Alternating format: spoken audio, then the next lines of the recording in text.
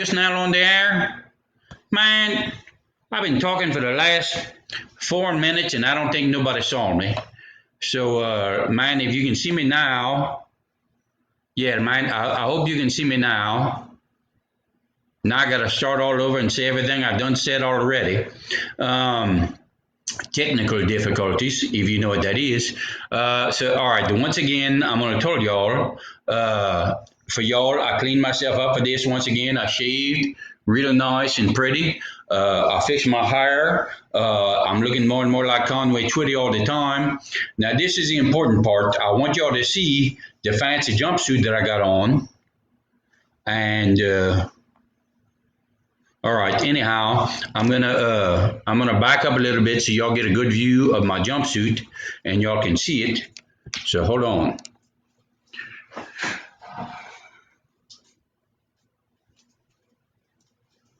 There we go. You see, it's shorts. This is the style they call the safari model, and I think it mine. I ain't never been so comfortable as in my jumpsuit. And I know you're thinking, man, where can I get me one of them?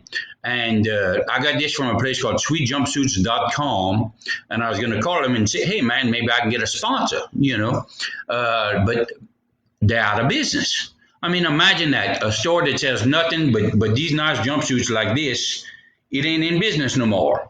I don't know how that happened. All right, man, I just want to make sure I'm on here and that people can see me all right. I think so.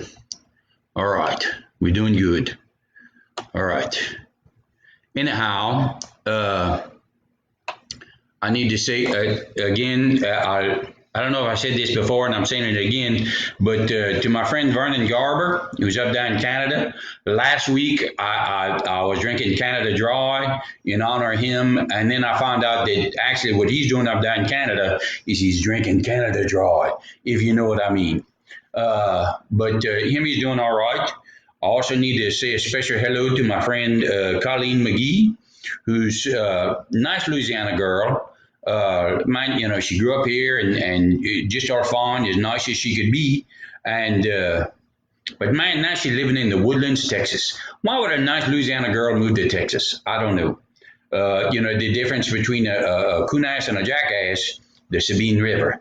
Anyhow, that's just an old story. And then now I need to say a special thank you to somebody else, to my brother John. And I think a lot of you may know my brother John. He's a good fella.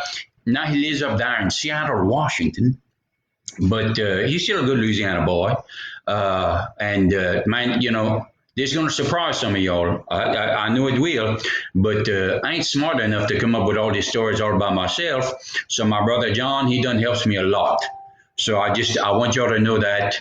And to thank John. I tell you, man, me and John, whenever we was young, we'd go out to California in the summertime, and man, we'd meet these girls out there in California, and we would tell them that we was the tag team alligator wrestling champions from the state of Louisiana, and we'd want a trip out there just to go say how y'all are.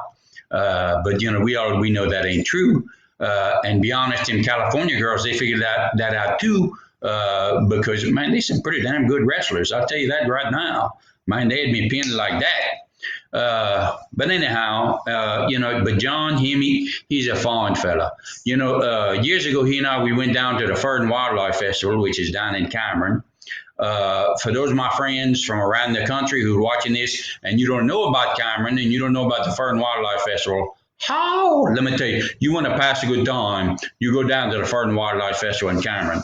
It's probably one of the only festivals in the country where you can walk down the street with a beer in one hand and a loaded shotgun in the other, and people don't think twice about it.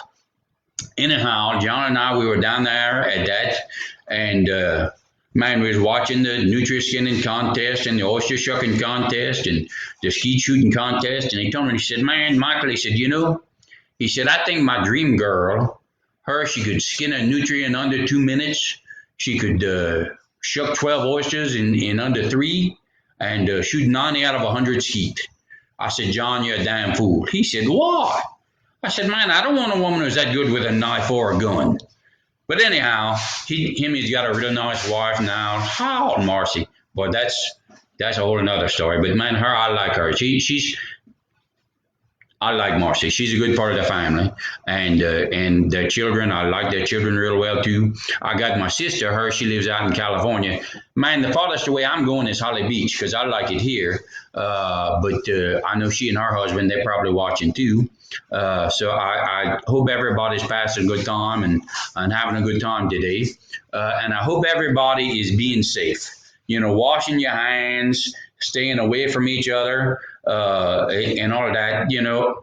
I was talking to a friend of mine yesterday, and he said, "Man," he said, "all this staying in place and staying at home," he said, "Man, it's got me thinking about Osama bin Laden." And I said, "Osama bin Laden, man, what that coming up? Where'd that come from?" He said, "Well, that fella, he was locked up in his house for 3 years with 3 wives." He said, "Man, I'm starting to think maybe he called that SEAL Team 6 on himself."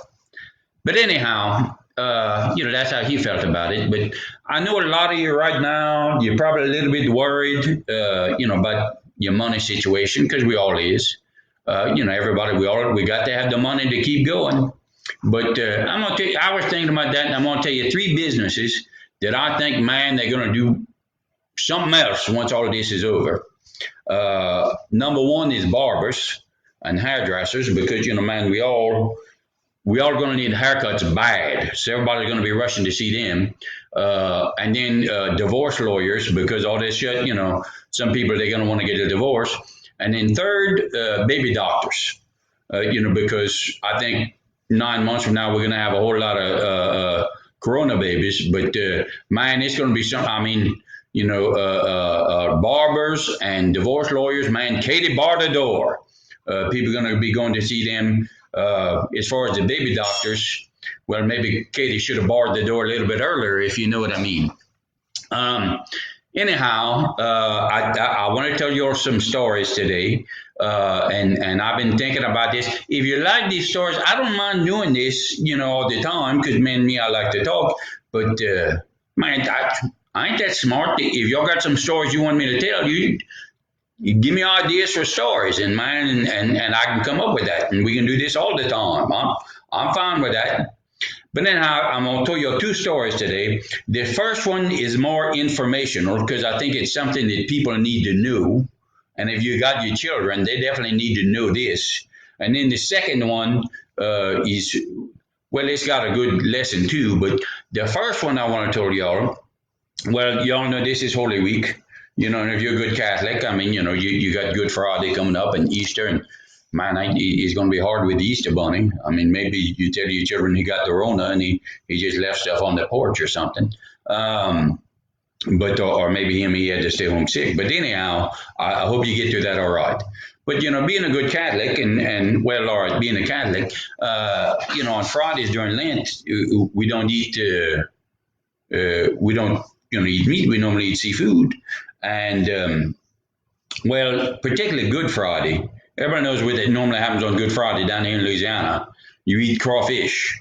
You got big crawfish boils, and everybody comes over, and man, you pass a good time. You drink a few Budweiser beers. Now, you can still get crawfish, but we ain't having no crawfish boils because we can't get together like that anymore. But something that people ask me all the time about the crawfish that I want to make sure that all the little children knows is that people ask me all the time, they said, "Man, where did the crawfish come from?" And I'm going to tell you that story right now. You see, a long time ago, long time ago, all them Cajuns, they came down from Canada. They was living up there in Nova Scotia, which is way up north. And the English came and they kicked them out. And man, they had to take a boat ride and came all the way down here. That's how the Cajuns got here. Well, man, whenever they left up there, man, all their friends, they missed them something horrible. Their friend the bear, their friend the beaver, their friend the muskrat. They missed them bad. But their friend that missed them the most was their friend the lobster. So the lobster, he decided he was going to come down here to say how y'all are. But how, man, that's a long trip from all the way up there in Canada to all the way down here in Louisiana. So by the time the lobster got down here to Louisiana, he was only about that big. And that's where we got the crawfish. So if anybody asks you, now you know where the crawfish come from. They came from Nova Scotia because they wanted to see their good Cajun friends. So that's how they wound up down here. Now the next story I'm going to tell y'all is well, it's Trois Petite Cochons, which for those of you who ain't from Louisiana and you don't speak French or don't understand French, it's the three little pigs. Cochon, man, that's, like you got a cochon de lait. So, man, if you ever get a chance to go to a cochon de lait, how, man, good eating. I'm telling you that right now. I want you to know that for true. A cochon de lait, man, that's good. That's good. Anyhow, so the three little cochons, there's names with Clotilde, Emile, and Pierre. There's three of them, and they all lived at home with their mama. And man, the mama, she's getting tired of that. So finally, one day she calls him in. She says, "Man, boy, you got to get out of this house. You got to get. I can't take it no more. Having you underfoot, you eat me out of house and home. I mean, I know you're good boys, and your mama loves you, but y'all need. It's time for y'all to move out. You need to go find your own place." So they said, "Well, all right." So the day came, and then they leave in the house, and they're a little bit sad. And the mama said, "Look, boys, I know you're going to be all right because you're good boys. But let me tell you something, and this is a life lesson from your mama. And we all know anytime your mama tells you something like that, and it's a life lesson from your mama, man, that's good as gold." Anyhow, so the mama told him, said, "Boys, I'm going to tell you right now. Man, you can do whatever you want in this world, but whatever you do it all the way. You put everything you got into it. You don't do nothing halfway." And they all said, "Oh, yes, mama, we're going to listen to that." Well, they didn't all listen to that. Anyhow, so they leave their mama's house and they find themselves a nice little tract of land, and they figure, well, man, this ought to be a pretty good place to live. And they decided they're all going to build their own house. Well, the youngest one, which was Clotilde, he was kind of lazy. He just liked to pass a good time all the time. He's like, "Man, I'm going to do this fast, and so I can pass a good time, so I can drink a few beers and I can, dance and play and all of that." So he went out and he found a bunch of straw, and he built a house out of straw. Man, it looked all right, but it was out of straw, and he took him like one day to build that house. And his older brother, well, both his brothers came in, meeting Pierre. They came and they looked at it. They said, "Well, that's all right, but man, it don't look very safe." He said, "Oh, man, it's going to be fun. This is fun. I'm all right with this. Now, y'all go up, man, me out. I'm gonna take it easy." So, well, the older brother, Timmy had a little more sense, but not much, not a whole lot of sense either. But he said, "All right, well, man, straw, that's too easy." He said, "Man, I'm gonna build my house out of sticks." And he went out in the woods and he found some wood and some sticks, and he brought those all together, and man, he built them up, and he built himself a little house. Again, nothing fancy, but he made it out of sticks. And man, his older brother Pierre, he comes over and takes a look at it. He says, "Man, that ain't going to be safe." He said, "That ain't going to protect you from that." I said, "Oh, man, it's fine. I done worked too hard already. I don't want to work no more. This is good for me. All right, it's good for me." So, Pierre, he said, "Well, all right." But, Pierre, he was a little bit older, a little bit more sense. I'm not saying the first child always has the most sense, although my brother John would tell you that they do. My sister Rachel would argue with that. Well, what I tell people, my brother and sister, this is a little side story. They're both real nice people. What I tell people, my brother, he's a good-looking one.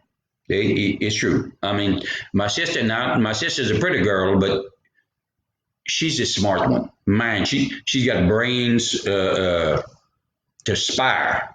Me, I'm the most fun. But anyhow, that's just what I like to do. All right, so anyhow, back to Pierre, the older responsible one. He built a house. He did it right. He drew up some plans. He got some bricks. He got some cement. He got some stones. He set a nice foundation, and then he built his house like that. I mean, when he's finished, man, it was a palace. I mean, it was a nice place. Did anybody would want to live in that house? I mean, it was really nice. So anyhow, he moves on into his house, and everything seems to be going all right. But a couple of days later, who should show up with the big bad wolf?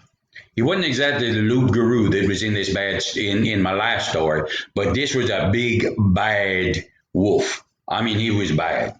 And he sees them and he said, "Oh man, I'm gonna eat good tonight." He said, "Man, it's gonna be ham sandwiches for me." But so first man, he goes up to the house of the youngest boy, Emit, and he knocks on the door. It wasn't too much of a knock sound because you're knocking on straw, it's just like, and he said, "Man, who's there?" And the big bad wolf said, "It's a big bad wolf, and you better let me in." And that little pig man, he had a little bit of sense. He said, "Oh no, not by the hair of my chinny chin." And I guess because the pigs, they kind of fat and they get a chin and a chin and a chin, and that's why it's a chinny chin.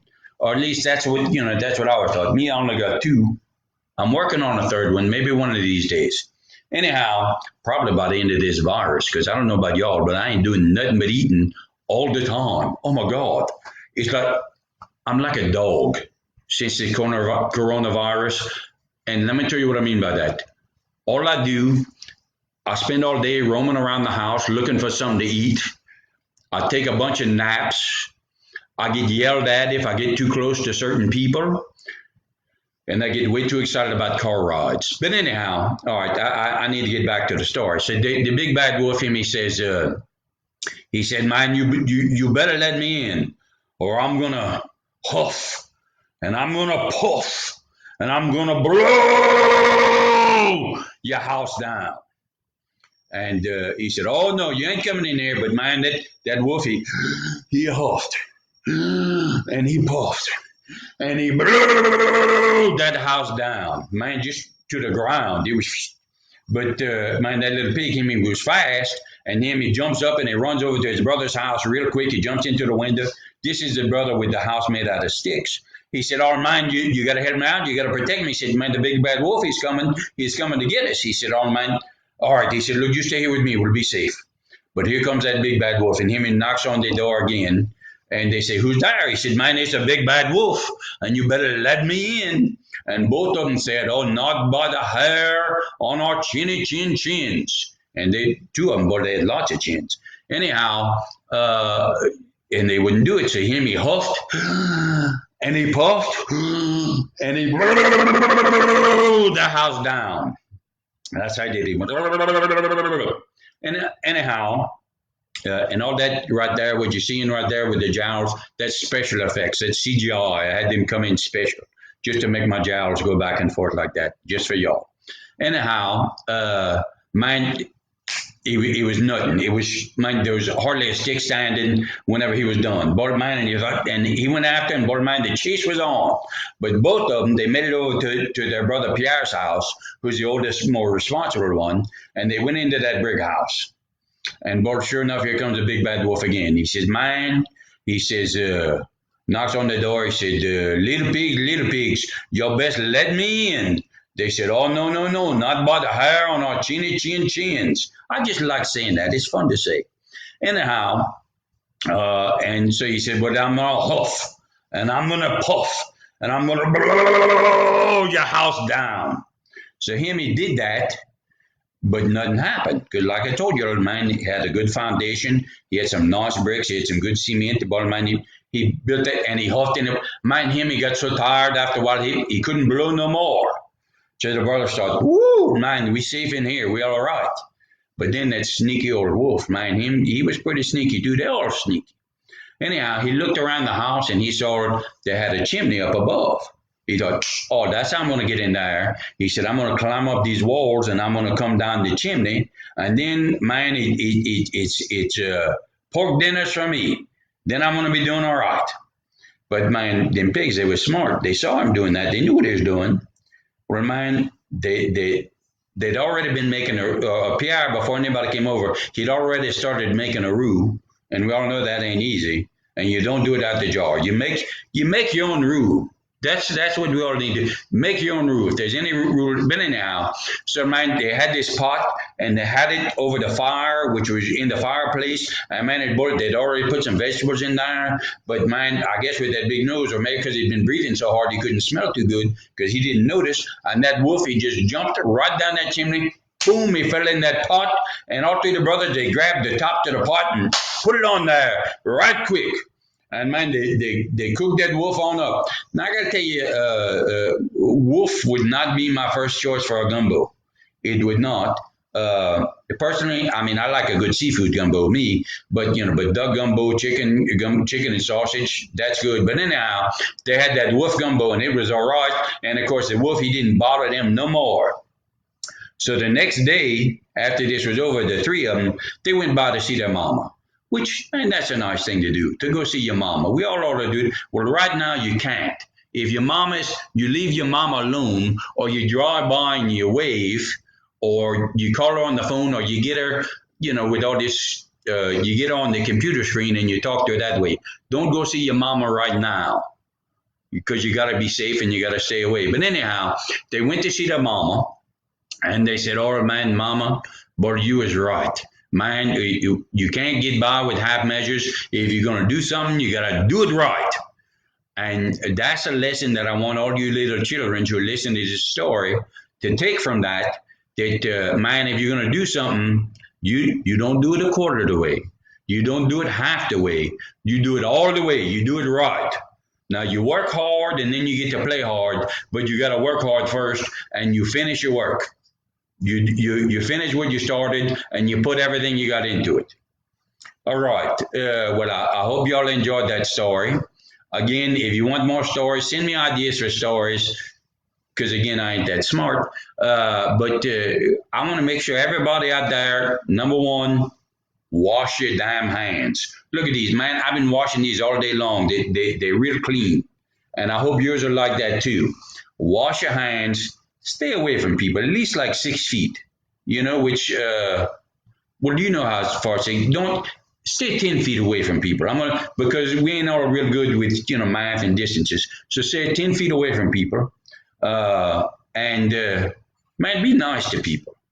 Some of this stuff, I like going on the intranets and looking at stuff. And most people, they put nice stuff. Particularly, people not. Some people, man, I don't know what's wrong with them, but they ought to put nice stuff, but they don't. And we ought to tell them not to be like that. But be nice to people. I know you're locked up with your family, and in some ways it's good to spend time with your family, but I know that can drive you crazy too. But man, this ain't gonna be forever. Before you know it, we're all gonna be passing a good time. We'll be eating crawfish and oh man, I started thinking about crawfish. Y'all getting me all excited. Anyhow, y'all be good, be safe. God bless you. God bless the great state of Louisiana. God bless the United States of America. And the last words that I'm going to tell you today that I want you to listen to real close. Wash your damn hands. All right. Until next time, bye-bye. I hope you all enjoyed it. Bye-bye.